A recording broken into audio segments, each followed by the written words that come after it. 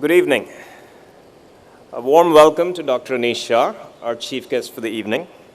Anish, it's a pleasure to have you here with us, and we eagerly await your life experiences and stories that you'll be sharing with our participants. A warm welcome and many, many thanks also to Mr. Deepak Parekh, who is the chairman of our governing council. Deepak, you are a legend in Indian business, but more importantly, I think you're a good mentor, an advisor, and a friend to me and to the SPJIMR community. Thank you, sir. And to all my faculty members and my colleagues, my staff, and my students, the armies that have worked relentlessly to put this evening together, thank you so much for making this evening happen. Truly, there is no SPJIMR without you. Okay. Thank you.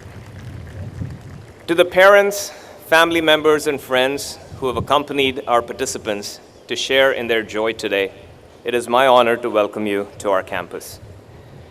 And finally, to our participants, my wonderful participants, as I see the sea of shiny, happy faces, welcome. Today is your day, and your day alone. Okay. Now, SPJIMR, as you know, is known for its dedication to teaching and perhaps an over-fondness for using frameworks for every occasion. So I think it makes sense for me to structure my talk today using a framework that was proposed by one of the greatest teachers of all time, Master Oogway from Kung Fu Panda. And Master Oogway, the wise, says the following: yesterday is history. Tomorrow is a mystery. Today is a gift. And that's why we call it the present. So let's reflect on the gift of today as you're here. This is your day to soak that experience in, to live the moment, to live today. So do that. This is an exercise you're used to, so close your eyes. Come on, close your eyes. Take a deep breath. Feel that breeze against your face. Feel the energy and chi of your friends and your well-wishers around you. Feel the fact that this is your day. And now think. Think that today is possible because of what happened yesterday. So think about all the people in your lives that made it possible for you to be here today. Think of your parents. Think of your childhood and college friends. Think of your teachers. Think of the neighborhood uncles and aunties. Think of the occasional kind strangers. All of them played a part in you being here today. Think of them with gratitude. Now, open your eyes and let us gaze fearlessly at the future. Let us gaze fearlessly at this mystery that you're going to be walking into. I know that each of you will create your own path. Each of you will blaze a trail that is new. Each of you will craft your own life story. But I hope that as you do so, I hope that as you build your own life stories, as you build and live your successful careers, you do keep a few things in mind. I hope you're always guided by a sense of purpose in what you do. I hope you're always guided by a desire to make a difference. And given that I have to provide some fundas during this speech, I hope you're always guided in your professional life by a North Star that I'm going to suggest to you today, a North Star called Advancing Wise Innovation. So what is this North Star that I'm proposing that you follow?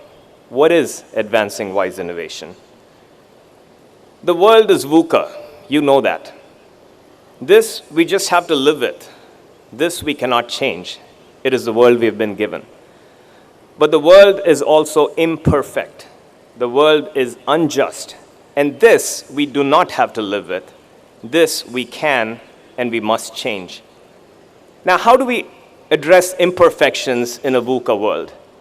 The answer is through the careful application of innovation. Innovative solutions, things that address our big problems today, but do so in a manner that is creative, that is fresh, that is novel, and that is new, is really what is needed to address these imperfections. Now, solutions will not solve anything if they sit on PowerPoint slides. For a solution to actually make a difference, for a solution to actually solve a problem, the innovator who came up with that solution needs to be relentless in their pursuit of advancing that particular innovation. And you will be trying to advance it in the face of resistance and in the face of great barriers. Now, advancing innovations is all well and good, but a word of caution. We know that innovations oftentimes make things worse. We know innovations often don't address the problems they were meant to address. We know innovations create new problems. And so we shouldn't be in the business of just advancing any old innovation. We should be in the business and have the desire to advance what we would call wise innovation. So what is wise innovation, and how can you live a life as a wise innovator? May I suggest a simple three-step process approach to becoming a wise innovator? First, look for information from all and every source that you can get your hands on. More information is good. As the Rig Veda says, and I hope my Sanskrit isn't too bad, Ano bhadra kritvo yantu vishvataha. Now what does that mean? It's a recognition that great ideas and thoughts can come from anywhere, and it is your responsibility to seek those ideas from multiple sources. It is your responsibility to go meet people who are different from you. It's your responsibility to have communities that are vastly different from yours. You should have the courage to sit with and talk with people that you vehemently disagree with. You should look for information sources that challenge the basis on which you were raised. This is how you build a wide, diverse, and inclusive set of information that you can then act on. And a lot of this information will be false and fake, so you need to have the good judgment to be able to decipher legitimate information from illegitimate information. So collecting information broadly is all well and good, but until you interpret it, until you make sense from it, it just remains information or data. So how do you go about making sense in a wise manner? Making sense in a wise manner requires you to let go of your biases. It requires you to drop the lazy heuristics that allow you to get to decisions quickly or to get your presentations done quickly. That will not serve you well. It requires you to tap into your feelings. It requires you to tap into your emotions. It requires you to tap into other people's feelings, into other people's emotions.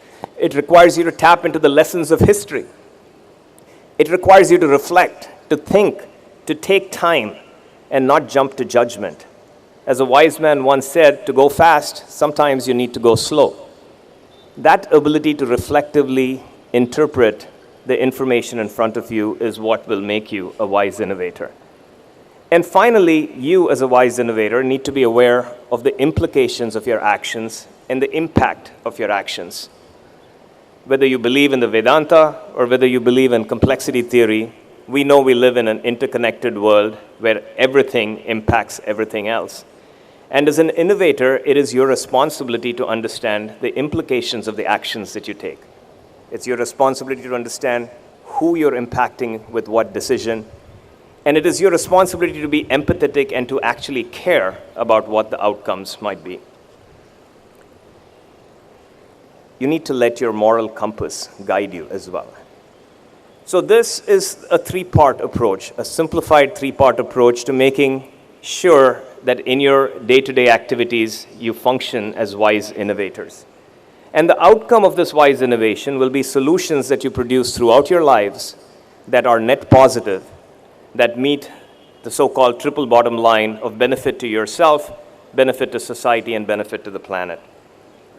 Now, throughout your careers, I hope you will use this North Star of advancing wise innovation to make the world a better place. Just imagine you were at Swiggy. What would you do differently to minimize the environmental impact of that entire business model? Imagine you were at Facebook. What would you do differently to minimize the impact of many of these capabilities like that seem to demean people and that break people's individual ambitions and aspirations and cause grief? Imagine you were at WhatsApp. What would you do to stop the spread of malicious and bad information, which is so easy to do today? Imagine you're at Byju's, and imagine that you were given the challenge, not of it appealing to more rich kids and advanced kids, but of building a profitable business that addressed our rural youth, of building a profitable business that addressed the rural skills gap and created rural unemployment. In almost any role that you take, my dear friends, you are going to have many, many opportunities to craft solutions to such wicked problems. You are going to have many opportunities to drive wise innovation throughout your lives. Now, I do not propose this North Star to you lightly.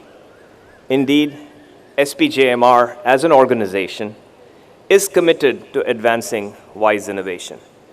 Advancing wise innovation is how we achieve SPJIMR's long-standing mission, which is to influence practice and promote value-based growth.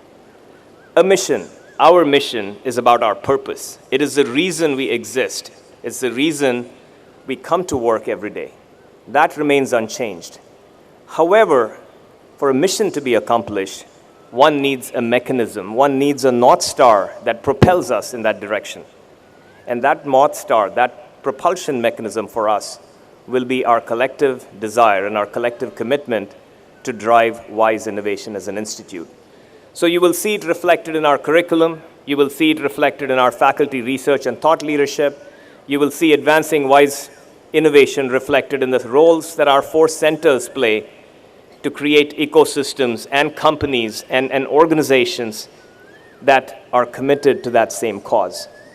But most importantly, I hope we will drive wise innovation through you, our participants, our pride and joy. You are SPJIMR's force multiplier. It is mostly through you that we at SPJIMR will make a positive difference to the world. So go forth and live a life of purpose. Go forth and make your alma mater proud. Thank you.